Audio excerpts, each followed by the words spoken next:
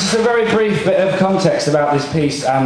It's about the letters of St. Paul to the Corinthians, which he wrote to try and convert people to the Christian faith. They make up a large portion of the Bible, and he's eventually executed for writing them. So this is about those letters, and it follows the same rhyming and narrative structure as the song Stand by Eminem. I hope you like it. This is Paul. Dear Corinth, I wrote you but received no reply. I sent you a letter last month and then 2 more last July. I just hope this time you remember to write me back. Just like rappers must remember when they're going away. Tupac. But you listen to his ghetto gospel.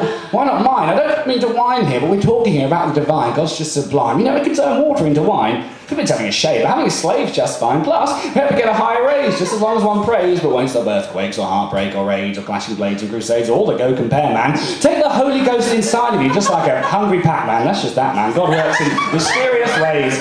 Sort of like the hedge trimmer in the Windsor Legoland maze. But anyway, look, I really hope thou get this letter, man. Hit me back for just a chat, and just remember, God knows all. This is Paul.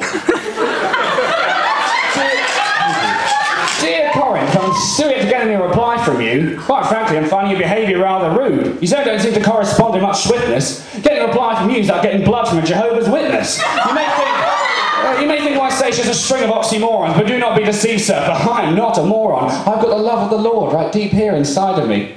Which brings me neatly to my next topic. Sodomy! Sex of the same sexes is just backwards and insane, and when something is backwards, well, it just simply is not the same. Even though the word sexes is in fact a palindrome, and straight and gay love are the same, I'll still continue to moan. Listen, as I lay down these homophobic homophones, gay men are better altar if they're ever to step onto an altar. I also hear one of you is about to have a daughter. You really ought to save her soul. To do so, just add water. All the times you Romans are born, think of the font. Baptise them there, ignore Voltaire. What more could you want? Thou hast to write me back. This is your one chance for salvation. Sincerely yours, P.S. Also no pre-marriage cohabitation.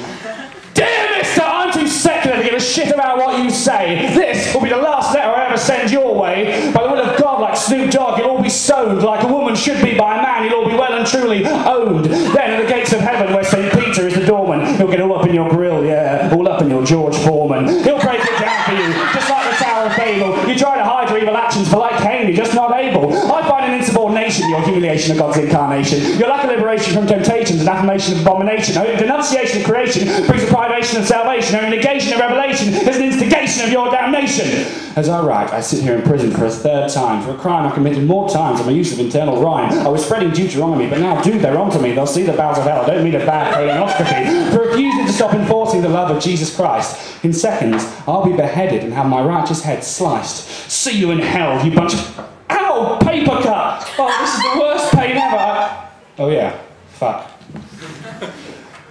Dear Paul, we here in Corinth are sorry for our late reply, but later about even less time than Marty McFly. Quite frankly, it's been the busiest week since Genesis, and everyone here is still busy. Even Dennis is. Now, we'd simply hate to become some form of nemesis or cause a heated reaction like the process of electrolysis, but you say we're all equal when all is said and done, but a priest counts for one whilst a nun counts for none. You say God is selfless and loves every one of his kin, but almost each and every hymn seems to be all about him. Your faith seems to make you deny almost anything hedonic. The fact that your faith can inspire such hate seems to me ironic, like a depressed person called Larry who works as a clown, or a book about the laws of gravity you just can't put down. It's really nothing personal. Faith is precious, but personal. He who forces faith onto others is the real criminal. That's for me, real blasphemy, telling others what to believe.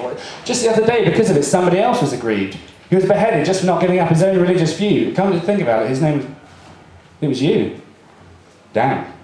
Thank you very much, guys. That's really cool.